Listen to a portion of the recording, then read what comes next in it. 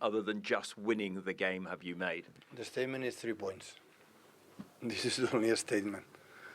You have, in 2 days, we arrive today at 2 a.m. at home, and after tomorrow we have to fly to Nottingham and another one. So this is a statement. Win the game because we know what we have to do to arrive at the end and try to fight to be champion.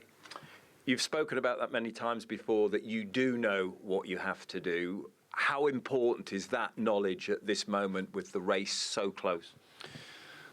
We have been here in the past, but that doesn't mean just for the fact that we have been here, it's going to happen. We have to do the things make it happen.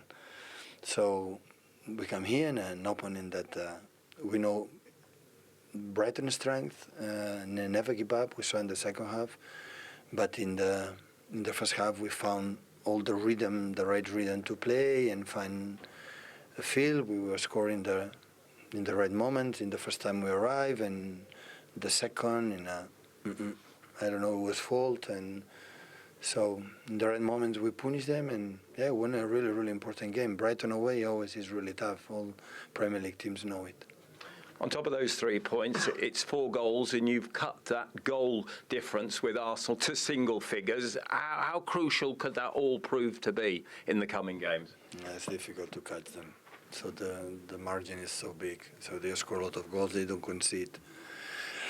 Of course, you can score goals, and goals will be better, but the target is win the game. So we have 5 games left, is a lot.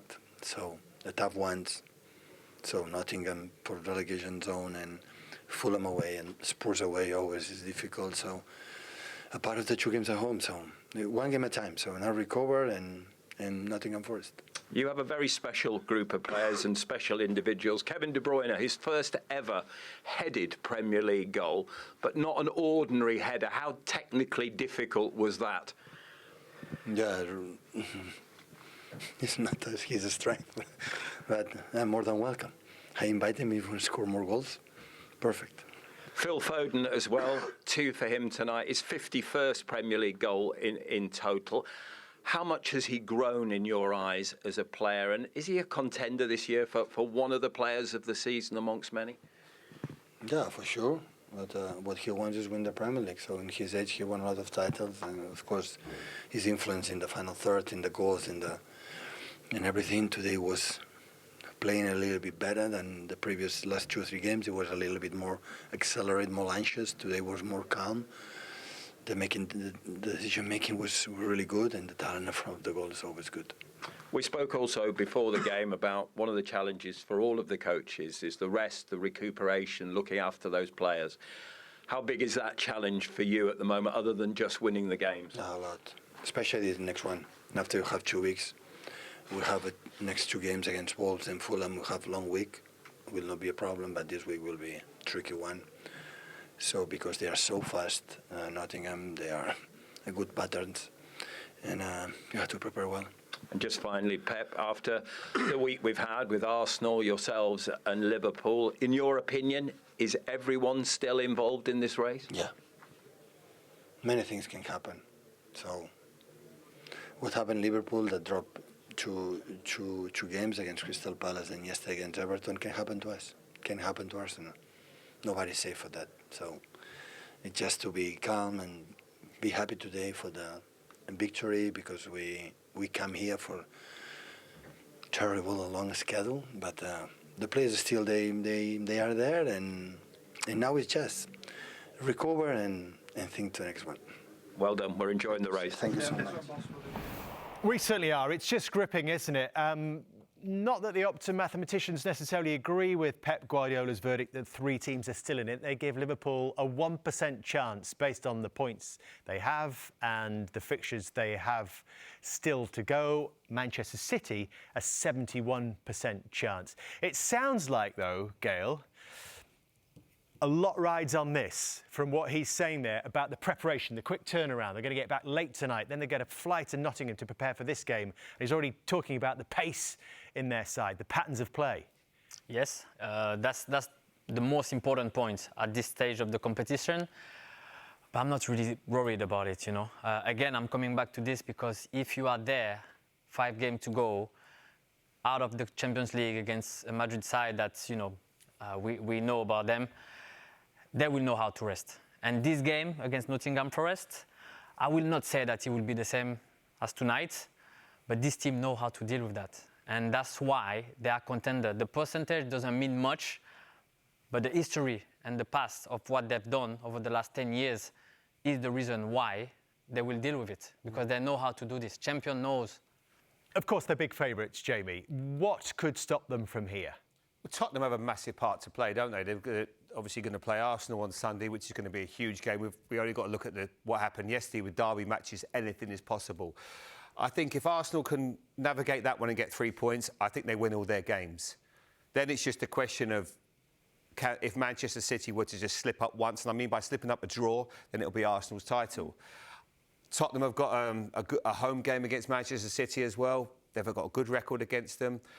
Man City are rightly favourites. You know, I've not always agreed with the Opta stats, but they are the rightly favourites because they've got the history, they know how to do it. But I do believe that Arsenal are going to keep them so honest. I really do. But I just point to the Tottenham game on Sunday because that's the big one for me. If they win that, Arsenal win the rest of their games. And if they do, Gail, if they do win on Sunday and then beat Bournemouth and Manchester United, does that not just build doubt in Manchester City's minds? I think that they're equipped and they know how to deal with that. But like Jamie said, I think You don't see anything stopping City, do you? No, because we've seen it last year, and for what they've done, you know, you have to respect that work. You have to respect the fact that after a treble season, they're still in the race. This is, I think people don't realize, but this is, people get excited after one game, one good performances. We're talking about a team that can win 4 in a row. Just the fact they're here means business. So I'm not saying that they're going to win it, but they know how to deal with it. Give us an idea of what Pep Guardiola will be like in these moments. We talked before the game about the fact that City don't have to deal with complacency because their manager is constantly pushing them on. How's he going to be speaking to the players in these moments between games? But you know what Kevin said before. The first year, there were a lot of work, there were a lot of tactical work, there were a lot of video feedback to make sure that people understand the message. The message is clear now. The players knows. And more than that, they have quality all over the pitch. So it's not to say they are going to win it, but they know and they have everything to go all the way. Arsenal, I've said it since the beginning of the year, for me is the most equipped team to go all the way. And that's what they're doing. They are ruthless, they're scoring goals, they don't concede. But still in Man City's hands because they have a game in hands. We cannot argue against that. You know, City are the favourite. Yeah. Arsenal are doing extremely well. And I hope they can, you know, put pressure against, you know, during that game against Tottenham. But City are still in. If, of course, they win it, they go 4 points clear again. Yeah, absolutely. I mean, from City's perspective as well, I know that you're talking about they've got to get to Nottingham and it's tough, but you also look at the options he's got off the bench. If Haaland's going to be fit the weekend, he's got Stones, Diaz, Grealish, Doku. Players that can just change everything. So if Haaland is fit at the weekend, does he go straight back into the team, do you think? Yeah, I guess. Yeah, I think he does. But it's, you know, even if he says, OK, you're going to come off the bench, it's not the end of the world. No one has a divine right to play. You know, but this Haaland debate is going to rage, but because of what's happened today. But Haaland won the treble last year. Let's not disrespect what a guy has done there. You know, there's a lot of chat about what he can't do, but what he can do is be one of the best goal scorers. And if they get a big moment in the game when it's really tight against West Ham, who do they want to get in front of goal to finish it? It will be Haaland. So. It's, you know, yes, if he's fit, I'm sure he might play because he's going to keep rotating, keep everyone involved in this title race is what he's always done. But anything can still happen. That Tottenham game away is not going to be easy. West Ham at home, we remember thinking a couple of years ago we won the title. Aston Villa at home, we thought that would be procession. How difficult was that game? Yeah. Nerves played, you know, pressure puts up people in really difficult positions at times. Do you think, just the final one on this, Gail, do you just think that the carrot of becoming the first team in history to win 4 successive top division titles is just being dangled in front of those City's players right now? Yes, of course. And you've worked so hard.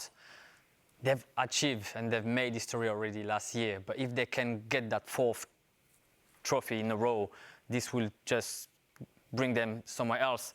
Now saying that, I think Arsenal is a team that deserve also to go all the way because of what they did last year and because it's fresh to see young players with, you know, right attitude, a young manager, and this is the way you want to see Arsenal playing. So they will be a perfect champion. Yeah. If Arsenal win, they will be a perfect champion. But This is a beast, and it's a different to give machine. Arsenal fans a little bit of hope here. Like before the game, you called it perfectly. You said that this is a good game for Manchester City against Brighton.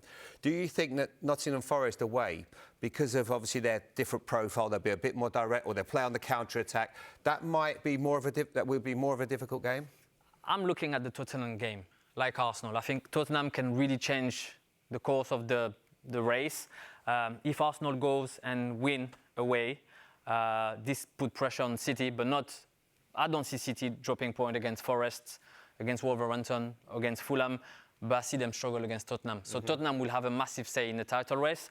But again, you know, that first game, Arsenal against Tottenham will be the big one. All still to play for. Indeed it is.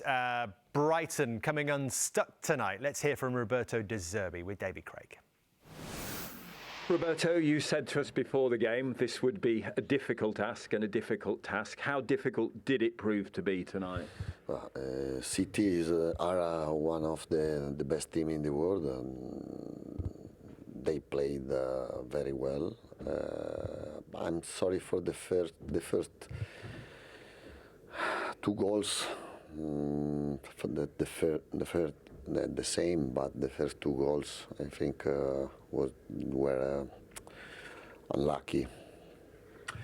Pep Guardiola paid you a great compliment before the game. He said you are an exceptionally brave coach and your teams play in a brave fashion. But sometimes, if you play in that style, can it also hurt you? Guardiola ti ha detto che giochi molto coraggioso come allenatore, però potrebbe anche essere che giocando così coraggioso poi tu ti possa fare del male? Yeah, sometimes yes, sometimes we took the advantages. For sure, if you made mistakes, you can concede goal. You have to analyze the whole season and how many goals we score and how many points we made playing the ball, and the advantages and what we can concede.